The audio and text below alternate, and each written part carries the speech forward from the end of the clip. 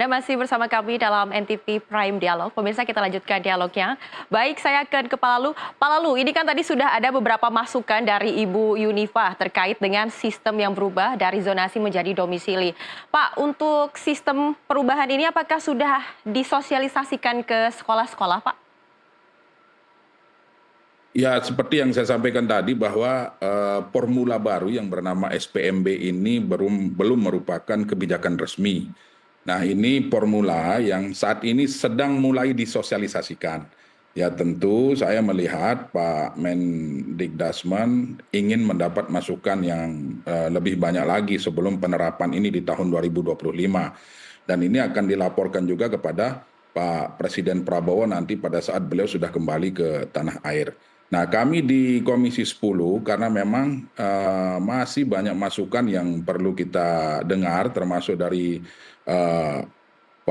Bu Prof. Yunifah tadi, kemudian Pak Indra Marzuki, itu penting sekali menurut saya.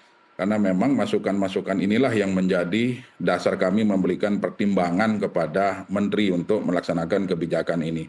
Terkait dengan persentase dan sebagainya, itulah yang banyak dipertanyakan oleh teman-teman anggota pada saat kami raker. Nah, Pak Menteri menjamin persentase yang muncul hari ini berdasarkan hasil dari kajian-kajian. Nah, kami saat ini Komisi 10 ingin menerima kajian tersebut sehingga muncul angka 30%, muncul angka 40% dan sebagainya. Tetapi yang ingin saya sampaikan juga bahwa karena PPDB ini kemarin banyak menimbulkan persoalan dan masalah, maka kami di Komisi 10 dalam waktu dekat akan membentuk panja SPMB dalam rangka mengakomodir semua masukan-masukan masyarakat, mengakomodir semua daerah-daerah di seluruh Indonesia ini untuk agar pelaksanaan SPMB ini bisa berjalan dengan baik.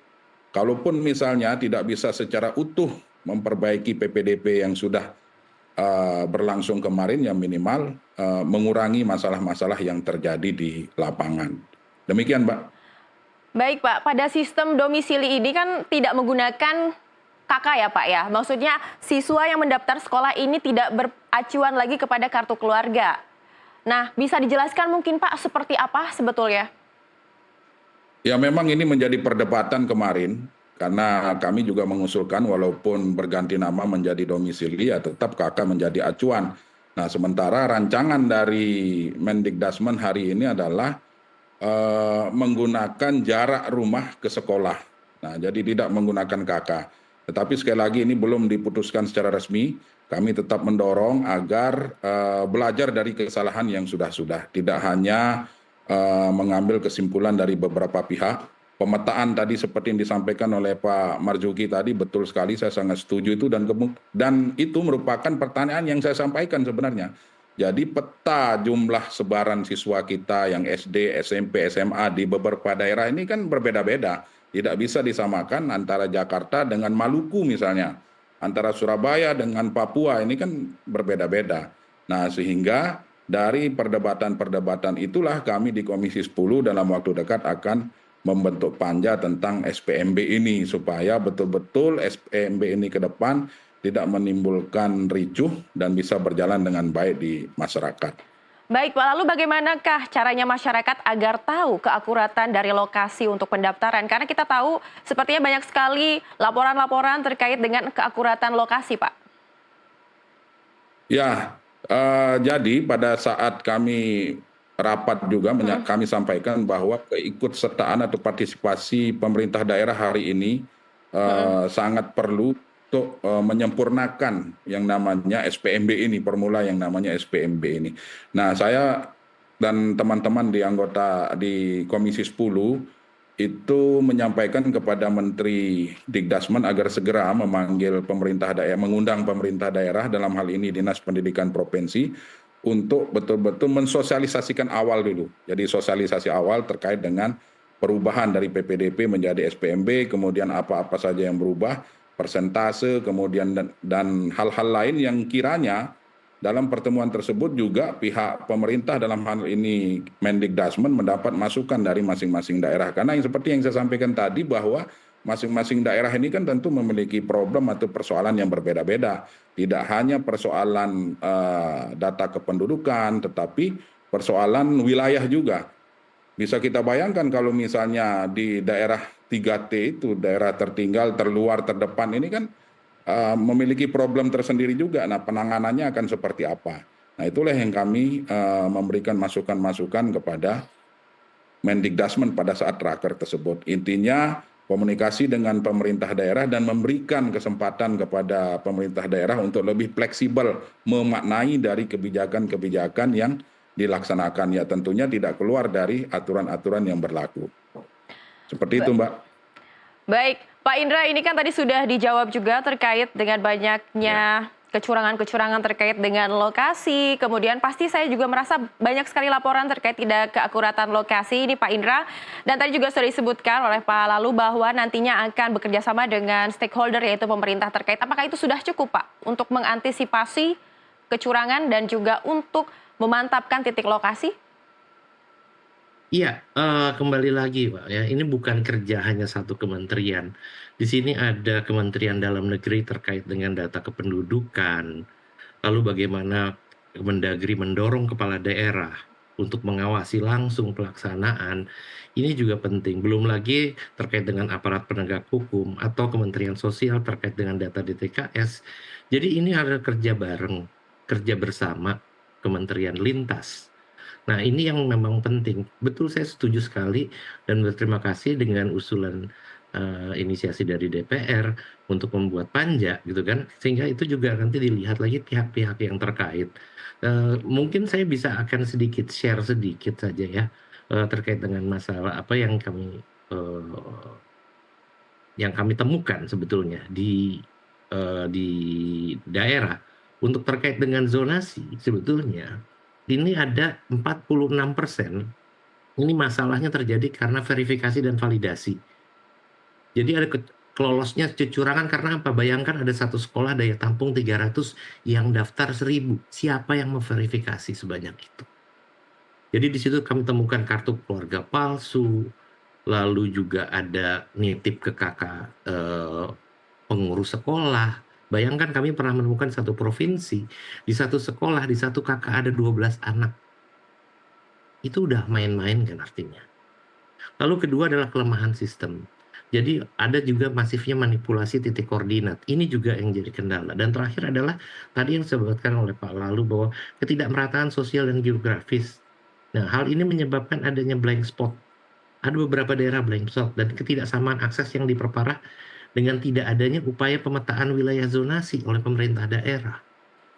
Karena itu, kami mendorong adanya penguatan sistem dengan otomasi penitikan koordinat, jadi diperlukan aplikasi yang memang cukup akurat, lalu pemantauan intens terhadap pemetaan wilayah, dan memberikan peraturan dan pengaturan bagi calon peserta didik di wilayah-wilayah blank spot, misalnya tadi yang di daerah 3T. Karena itu kami juga mendorong sekali bahwa ini kerjasama, kerja bareng gitu kan. Jadi kami minta jangan sendiri-sendiri. Nah ini ya, ego kementerian, ego sektoral ini juga perlu diperhatikan gitu. Karena itu kami juga berharap bahwa kami sebagai ombudsman juga sebenarnya adalah mitra pengawas sama seperti DPR. Kami mitra DPR, kami juga akan siap membantu memberikan support baik pengawasan langsung ketika pelaksanaan ataupun juga nanti hasil evaluasi pengawasan tersebut. Baik, saat ini kan proses untuk pendaftaran siswa ataupun murid baru sudah dimulai, Pak. Dan lantas, saya mau beralih ke Ibu Yunifah terlebih dahulu. Lantas menurut Ibu Yunifah, apakah ini bisa menjadi solusi? Karena kan kita sudah lihat bahwa ini waktu pendaftaran sudah mulai dan waktunya sangat singkat, Bu. Apakah dengan perubahan sistem ini akan bisa diimplementasikan dengan optimal? Kalau optimal rasanya patut ditanyakan kepada Pak Lalu nih, rasanya enggak ya. Dan gini, kita itu segala sesuatunya dipotret dari Jakarta. Kita tadi bapak-bapak tadi sudah menyatakan bahwa setiap daerah punya persoalan yang berbeda-beda. Dan jangan lupa bahwa persoalan zonasi itu dan lain sebagainya, PPDB, SPMB itu nanti masih sistem penerimaan mahasiswa baru nih, yang namanya juga kan dulu SPMB ya kan sih Pak. Jadi apa namanya, rasanya kalau disebut optimal ya saya nggak yakin bahwa itu optimal. Jadi sebenarnya yang namanya pemerintah pusat itu membentuk standar, norma gitu kan, ya. Jadi yang melaksanakan daerah. Jadi beri aja kesempatan apa namanya, rambu-rambu yang besar gitu, dan berikan kesempatan kepada daerah untuk melaksanakan penerimaan siswa baru. Karena kalau tadi bicara soal zona titik-titik koordinat tadi, zaman dulu tuh nggak pernah ada perencanaan pendidikan, perencanaan sekolah yang berdasarkan sebaran penduduk, nggak ada. Ada satu daerah yang sekolahnya banyak, di situ kumpul jadi satu, ada tempat daerah yang nggak ada sekolahnya gitu. Dan itu mempersulit kalau untuk berbicara soal zonasi maupun sekarang namanya Pak SPMB ya Pak ya, SPMB. Jadi ini kan namanya usaha untuk memperbaiki, menyempurnakan. Tapi masalah mendasarnya penataan, perencanaan persekolahan belum dilakukan. Itu sebenarnya PR besarnya. Perencanaan persekolahan sehingga kita bisa punya peta nih. Kenapa ya ada anak SD-nya kok SMP-nya cuma 60%, tapi kok kurang gitu. Anak-anak masih berebut gitu. Kemudian kenapa juga dari SMP ke SMA cuma 40%, tapi kurang gitu. Kemudian bagaimana dengan kita rencana mau bahwa pendidikan itu hak milik semua. Jadi kita harus melihat persoalan yang mendasar yang harus diselesaikan. Bukan sekedar zonasi diganti nanti apa tuh Pak namanya Pak izin lalu belum hafal. Domisili Bu. Domisili. Prof ya.